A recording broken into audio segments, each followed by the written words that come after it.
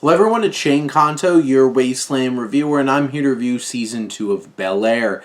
And this is the reimagined series of The Fresh Prince of Bel-Air, coming back for a second season, and this is produced by Will Smith, and starring Jabari Banks as Will Smith, who in this season winds up being challenged with wanting to advance his basketball career, which is something that is very important to him, and winding up connecting with this new team, trying to leave his school team behind and join this other team, which causes tension at school, but this guy who's kind of like drawing him in might not be the best person, and there's a lot of tension here that draws in Aunt Viv and Uncle Phil into this situation, and that's one of the undercurrents of this particular season, and I think it brings Will into an interesting place. But along with that,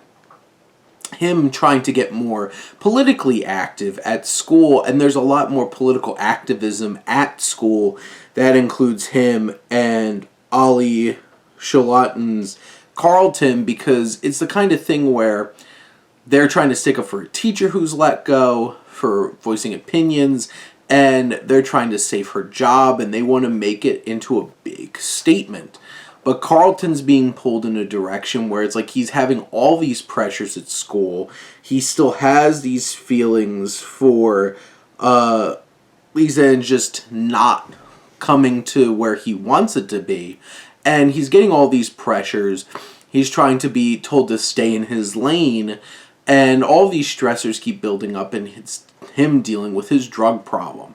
So you have these exacerbating storylines that go along with this show, trying to be more political and more front-facing in terms of these big issues going on in society. We do have Aunt Viv dealing with some of the things where she's still trying to deal with like the sexism and the backstabbing of her trying to explain her art. We have that subplot of like, is Jeffrey gonna come back, and are we gonna be able to be one big happy family again?